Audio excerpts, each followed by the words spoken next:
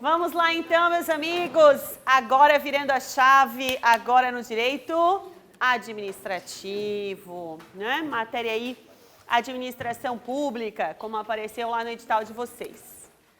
Estão todos bem, contentes, felizes, prova chegando, simulado aí, parece que aqui eu fiquei sabendo que a nota mais baixa foi 90, é isso? Você de casa, como foi? Como é que foi, amigo? 92 deu a tua pontuação? Muito bem, né? Espero você aí de casa também. Tem outro simulado esse final de semana, não tem? Que eu não fiz as questões ainda, mas irei fazer. Ali, ficaram meio chateados que eu peguei umas coisas... Foi, não foi? Peguei umas coisas lá, né, da ordem social, né? Faz parte. Então, olha só. Agora a gente muda, né, o nosso tema. Tratamos de constitucional, ficou. Já tiveram aula com uma major de constitucional? Ainda não? Ainda não? Tá, tem uma aula ainda faltando, então, de constitucional. Agora a gente entra, então, na administração. Como é que eu separei os nossos temas aqui? É um tema, é um conteúdo curto de direito administrativo, né?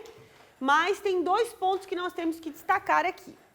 Um é que, dentro de direito administrativo, cai uma parte que é de administração pública. É algo que, por exemplo, na graduação de direito a gente não vê. Está muito mais ligado ao curso de administração pública.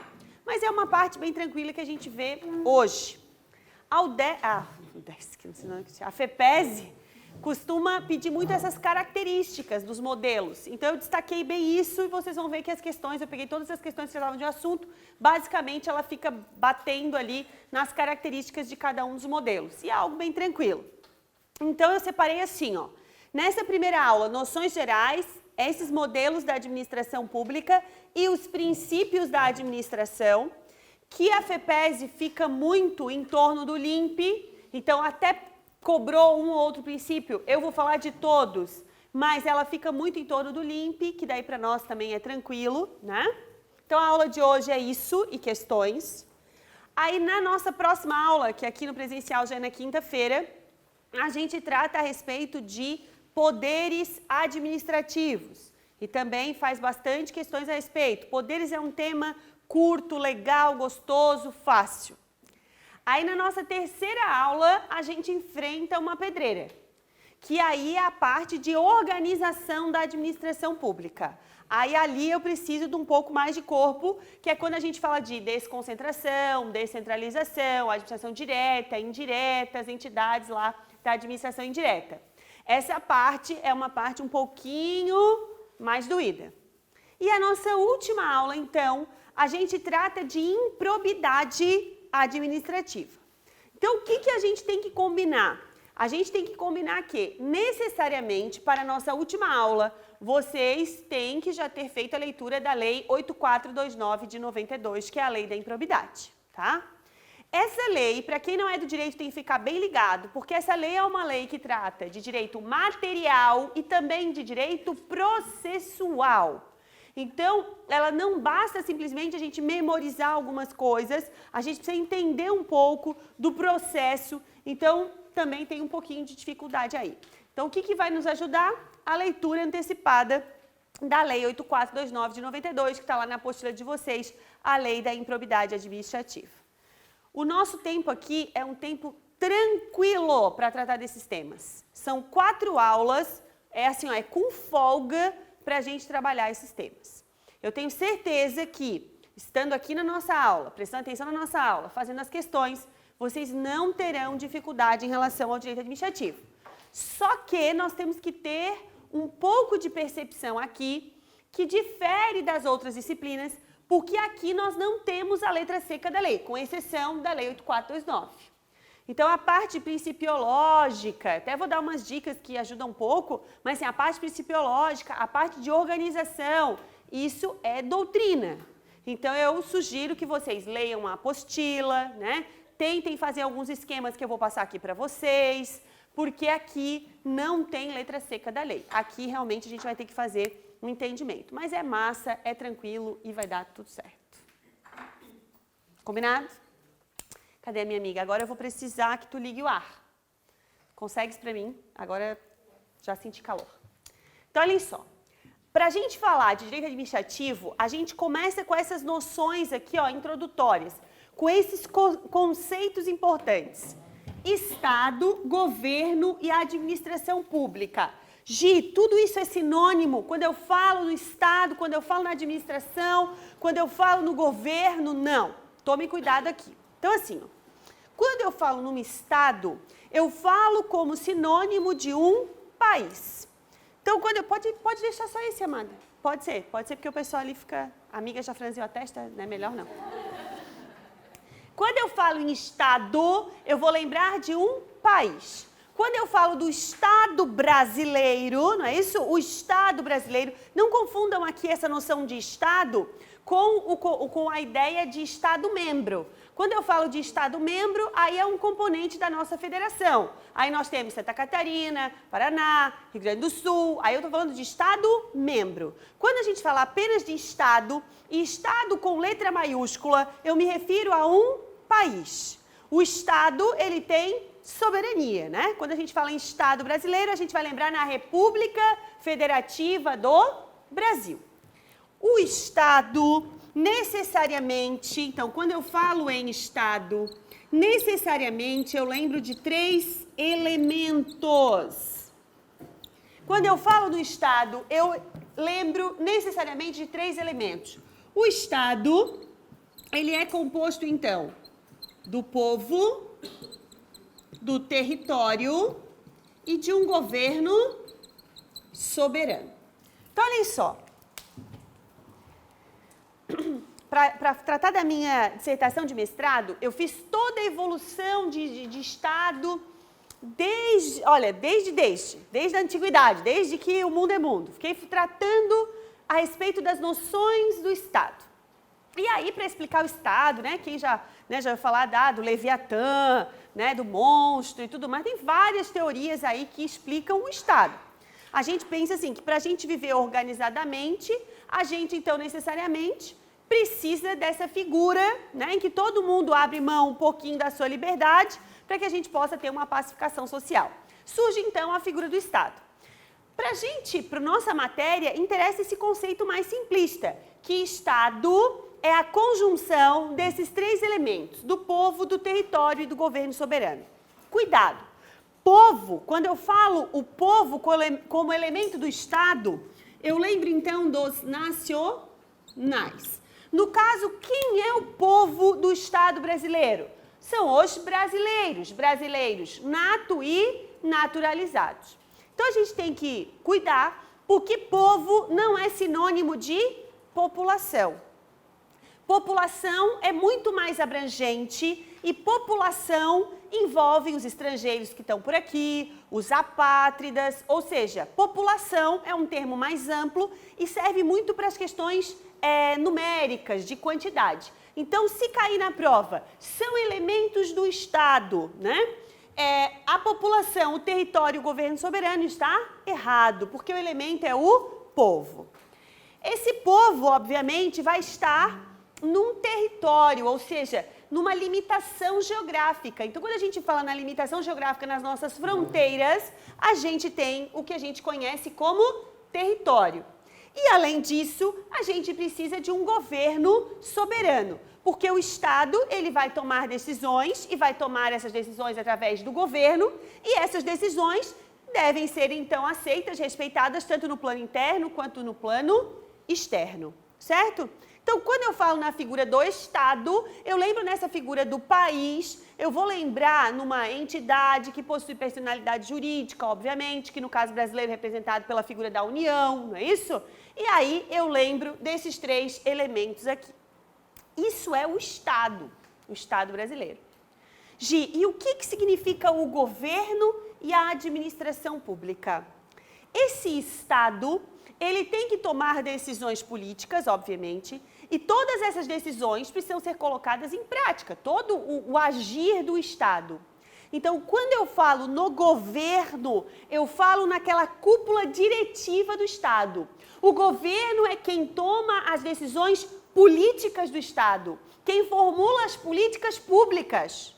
enquanto que a administração é toda a máquina que vai colocar em prática as decisões do governo. Cuidado aqui. A administração pública em sentido amplo engloba o governo. Agora, em sentido estrito, a gente separa. Vamos a um exemplo. Eu faço parte do Estado brasileiro, eu, Gilione? Faço? Faço, porque eu me enquadro no conceito de povo, né? Eu sou brasileira da gema, né? Brasileira nata, se é que pode falar assim. Faço parte, então, da noção de Estado. Além disso, eu trabalho na administração pública do Estado de Santa Catarina. Eu sou o governo, o que vocês acham? Eu faço parte do governo? Sim. Então, eu não tenho poder decisório para ser enquadrada no conceito de governo. Eu entro no que eu chamo de administração pública. Os meus pareceres respaldam as decisões do governo. O governador do estado é governo. O secretário ou o chefe da Casa Civil é governo. Eles têm poder decisório, eles formulam políticas públicas. Eles estão dentro do que a gente chama de governo. Eu faço parte apenas da administração pública catarinense. Então, imaginem assim, ó, no âmbito do município, enquanto o secretário de saúde é governo, o médico do posto de saúde é apenas administração pública. Fácil? Então, a gente precisa fazer essa diferenciação aqui para a gente começar a tratar de todos os temas. Então, o Estado é quando a gente pensa no país, o Estado brasileiro, que é formado por esses três elementos. Dentro desse Estado, para tocar esse Estado, nós vamos ter as figuras do governo e da administração pública. O governo é a cúpula diretiva, é aquela galera que toma as decisões políticas, que formula as políticas públicas. Já a administração é toda aquela máquina que vai colocar em prática as decisões do governo. Tomem muito cuidado. Se cair na prova, a administração pública em sentido amplo, ela engloba o governo. Se cair para vocês, são expressões sinônimas? Não, não são expressões sinônimas. A administração é uma coisa, governo é outra. Mas se cair a administração pública em sentido amplo, engloba o que a gente conhece como governo. Tudo bem até aqui? Além disso, nós vamos para uma outra diferenciação que pode aparecer na prova de vocês. A administração pública, segundo a professora Maria Silvia Zanella de Pietro, ela pode ser conceituada por duas perspectivas. A administração pública em sentido subjetivo e em sentido objetivo.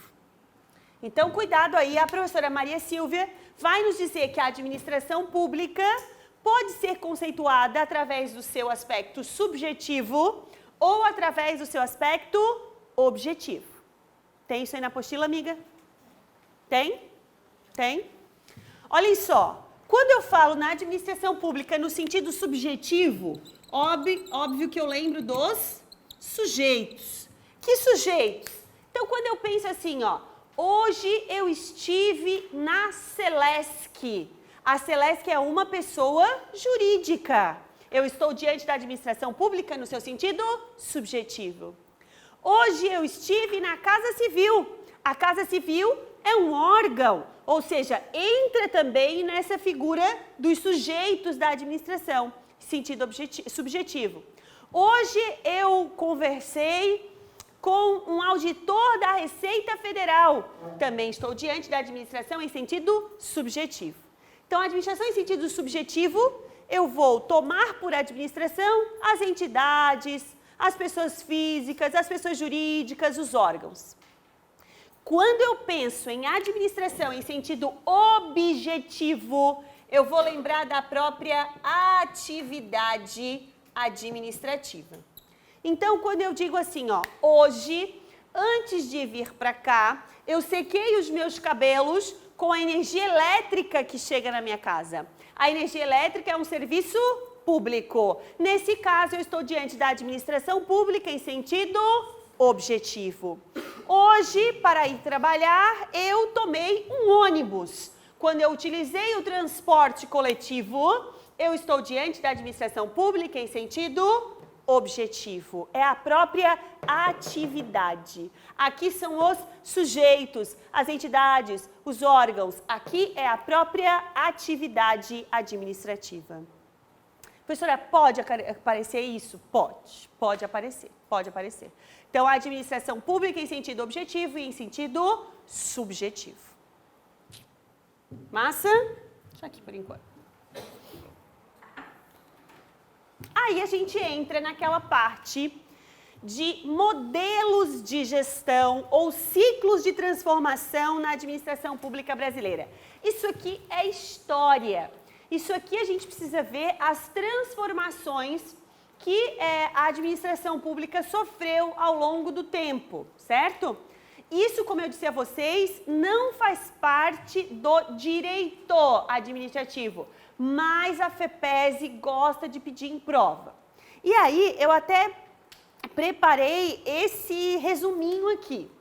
Quando a gente fala nos ciclos de transformação ou nos modelos de transformação da administração, nós vamos ter 3 momentos. Então, nós temos o modelo patrimonial, o modelo burocrático e o modelo gerencial. O que vocês precisam saber aqui? As datas são importantes? Sim, são importantes.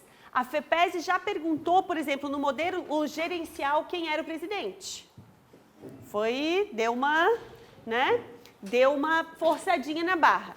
Mas o que vocês precisam saber? Os modelos, as datas e principalmente as características de cada um desses modelos. Eu tenho muita facilidade com a parte histórica, então eu gosto muito. Tudo que eu vejo assim que faz uma lógica e tal, fica fácil para mim, né? Eu espero que vocês compreendam isso também, porque aqui nada mais é do que mostrar a evolução dentro da administração pública. Então eu acho que é tranquilo, bem tranquilo. Então olhem só. Até 1930, nós temos o modelo patrimonial. Nós temos a chamada administração patrimonial. O que mais caracteriza esse modelo? É a confusão entre a propriedade privada e a propriedade pública. Por que, Gi? Porque aqui eu tinha um soberano, aqui eu tenho um rei que manda e desmanda. E aí, no caso, ele acha que a administração pública, que o governo, é tudo casa dele, é tudo bem dele. Então, a gente tem essa ideia de patrimonialismo, vem daí. O patrimonialismo faz essa confusão. Aquele que exerce o poder não sabe distinguir, ou melhor, não quer distinguir o que é bem público e o que é bem privado. Então, sempre que a gente ouve falar assim, aquele fulano acha que a gente está numa administração patrimonialista, é isso. É a pessoa que usa os bens públicos como se seu fosse. Não sabe fazer essa diferenciação, o que é bem público e o que é bem particular, certo? Isso aqui é arbitrariedade, né, gente? Isso aqui a gente sabe que já passou, não deveria nem ter existido e já passou. Aí, nós vamos ver isso com calma, mas diante de tudo isso, chega um momento em que a gente diz assim, não, peraí, não dá para aturar esse tipo de coisa. Aí nós vamos ter aí de 1930 a 1995, o modelo burocrático. É quando a gente diz assim, não, peraí, não dá para ser dessa maneira. Vamos criar procedimento, vamos enaltecer o profissionalismo, a impessoalidade, ou seja, o que é público, o que é privado, né? E vamos criar uma série de formalidades, uma série de procedimentos, uma série de regras de conduta. Aí vem o que a gente chama de sistema burocrático, pautado na formalidade, na impessoalidade e no profissionalismo. Acontece que a gente passou a se preocupar tanto com a forma que isso acabou criando uma série de problemas. Atenção, a burocracia é ruim? Cuidado, porque foi colocado na nossa cabeça que a burocracia é um negócio ruim. Ai, fui lá em fulano é cheio de burocracia. Não é assim? A burocracia só atrapalha. Não, gente, olha só. Não é a burocracia em si. O modelo burocrático ainda faz parte da gente, ainda faz parte da administração pública. Acontece que o excesso é que acabou criando um travamento na administração. A gente se apegou tanto à forma que o que a gente queria no final ficou perdido diante de tanta formalidade. É aquela história de você, eu preciso de algo na administração, daí você vai, chega aqui, não, agora você tem que ir lá com o fulano. Aí você vai lá no fulano, não, agora é lá, nananã, e lá, nananã, daí vai, aí um dá um carimbo, daí o outro vai lá e dobra a folha, daí o outro... Aí criaram-se tantos procedimentos que isso acabou tendo essa ideia ruim. Cuidado, burocracia não é ruim. Quando a gente fala em burocracia, a gente vai lembrar de um conjunto concatenado de atos, ou seja, de um procedimento. Ele tem um processo ali pré-definido. Agora, o problema foi o excesso. Aí nós vamos ter que, a partir de 95, na Constituição Federal, isso se materializa mesmo em 98, com a Emenda Constitucional 19 de 98, que traz um princípio para dentro da administração. Que princípio é esse? Princípio da eficiência. Então, eu quero que vocês linkem o seguinte, até 98, a administração pública, lá no 37 da Constituição, lembrando que a Constituição é de 88. No 37, nós tínhamos apenas o LIMP, só assim, não tinha o E de eficiência. O E de eficiência vem com a Emenda Constitucional 19 de 98. É em 98 que passa a famosa reforma administrativa, buscando trazer o modelo gerencial para dentro da administração pública. Quais são os motes, as características do modelo gerencial? Eficiência, descentralização e flexibilidade. O que a gente quer? Dizer assim, olha, a burocracia não é ruim, mas a gente precisa, além de ter o controle, além de ter a padronização, a impessoalidade, mas a gente precisa também entregar o serviço, né? Um exemplo para vocês. Hoje eu fui questionada porque todo o início de legislatura, né? Todo o início de novo ano na Assembleia, novo ano na administração, o governador manda uma mensagem à Assembleia. Nessa mensagem do governador, ele diz, então, o que foi feito, e o que está por vir, certo? Essa é a mensagem. E essa mensagem, historicamente, ela tem em torno de 400 páginas. E aí o que me foi questionado foi o seguinte, se obrigatoriamente tinha que ter todo aquele detalhamento, porque já tem outros instrumentos que possuem, por exemplo, o balanço lá geral que vem da Secretaria da Fazenda. Isso já tem esse detalhamento. Se naquela mensagem, obrigatoriamente tinha que ter tudo aquilo. E eu disse, olhei, verifiquei, eu falei, não, a gente não pode querer esconder nada, de jeito nenhum. Não é o intuito de dizer assim, não é isso, a gente tem o mote da transparência e tudo. Mas a gente precisa deixar as coisas, o serviço precisa ser melhor entregue. A gente precisa fazer com que aquela mensagem, de fato, seja entendida, palatável, né? Compreendida. E não um negócio gigante que daí tu vai ficar ali um ano inteiro, quando a hora de entender, já acabou o ano, né? Então não faz sentido. Então o que a gente pensa aqui, ó, nessa transição? Não, a burocracia não é ruim, ela não é ruim, mas a gente precisa de, além dos procedimentos, a gente precisa entregar, né, aquilo que os administrados esperam. É igual a situação assim, ó, o processo, gente, só para vocês entenderem com a ação judicial. Uma ação judicial, ela não pode ser rápida, a gente está lidando com a vida das pessoas, não é isso? Não existe, mas tem que ser rápido. Olha, rapidez nem sempre significa, né, que aquilo vai ser justo. Então, a gente precisa analisar as provas, a gente precisa tal. Então, vamos dar um exemplo assim, ó, destituição do poder familiar. Olha que coisa doída, né? Alguém que tem um filho vai deixar de ter aquele filho. Ou seja, você vai romper um vínculo jurídico que existe entre aqueles pais e aquela criança. É o que abre as portas para uma adoção. Vocês concordam que não pode ser algo, né, algo rápido? Não, tem que ser algo bem analisado. Esses dias eu conversava com uma amiga sobre essas adoções internacionais, né? Tu vai lá e traz uma criança da África, por exemplo, né? A quem discuta de tu tirar uma pessoa da cultura dela, né? Das raízes, tu tirar, mas eles estão passando fome, né? Mas tem tudo isso, tens que avaliar todos esses aspectos. Então não é algo rápido. Agora, o que não pode é demorar tanto tempo que a criança, ao fim, já não tem mais condições de ir para uma família substituta, porque agora ela já tem 13, 14, 15, 16 anos, ou seja, a gente tirou a possibilidade dela estar com uma família, porque o processo de destituição demorou alguns anos. Compreenderam? Então, a gente tem que se preocupar com o procedimento, mas ele não pode ser um fim em si mesmo. Isso a gente reporta aqui para a administração. Por que tem que se preocupar com o procedimento? Porque nós estamos lidando com a coisa alheia. E aí, obrigatoriamente, a gente tem que ficar de olho, porque se a gente, quando lida com as coisas da gente, a gente já faz lambança, tu imagina lidando com a coisa alheia. Então, tem que ter controle? Tem, mas a gente não pode ficar apegado ao controle e o serviço público nunca sair, tá? Então, essa é a ideia que a gente tem aqui. Então, o que vocês precisam nesse primeiro momento? Lembrar quais são as datas vocês precisam e qual é a ideia principal. Então, no modelo patrimonial ou patrimonialista, nós temos um soberano e ele confunde propriedade pública com propriedade particular. Aí a gente rompe isso em 30 e vai para o modelo burocrático, buscando então impessoalidade, né? Buscando uma formalidade, um profissionalismo, uma regra de conduta. Acontece que isso acaba dificultando a entrega dos serviços da administração. A burocracia acaba ficando demasiada. E aí, a partir de 95, a gente pensa num novo modelo, que é o modelo chamado de gerencial. Dica, você que está em casa, presta atenção.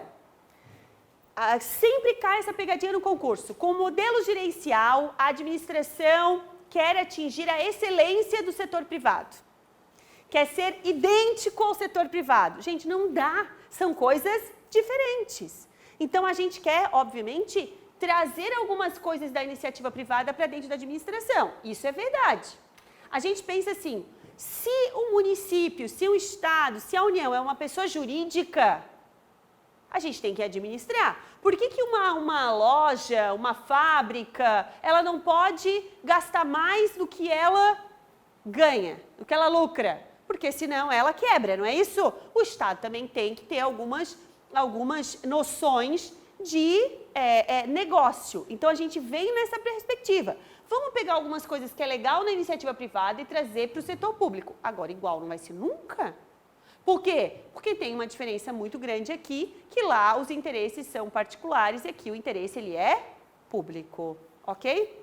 Então, cai muito na prova que pelo modelo gerencial o serviço da administração tem que ser idêntico, com a mesma eficiência do privado. Não, gente, não é isso. Não é isso porque nunca vai ser igual. Certo? Aí a gente passa a tratar agora de cada um desses modelos. Bem focado nas características, tá? Começando pela administração pública patrimonialista. Já vimos que até 30 e aqui o Estado é a vontade do soberano, né? Então aqui a gente fala nos governos absolutistas, então a gente tem um soberano que acha que é dono da porra toda, né? Então olha o que diz aqui o Bresser Pereira. Sempre cai esse tal de Bresser Pereira aí, que é uma linguagem própria. Tem uma colega presencial que disse, chato, né? Não sei, não, né? Mas sempre nas literaturas da administração sempre aparece. A característica que definia o governo das sociedades pré-capitalistas era a privatização do Estado, ou a Olha, cuidado que essa palavra a FEPESE ama. A interpermeabilidade dos patrimônios público e privado. Ou seja, essa mistura. Cuidado que interpermeabilidade é uma coisa e permeabilidade é outra. Permeabilidade, quando algo a gente fala, daí não, ou mistura ou não mistura. Cuidado com as coisas. Patrimonialismo significa a incapacidade ou a relutância de o príncipe distinguir entre patrimônio público e os seus bens privados. A administração do Estado pré-capitalista era uma administração patrimonialista. Vale a pena dar uma lidinha aqui nesses conceitos, porque eu botei aí na apostila, porque a FEPESE usa esses conceitinhos aí.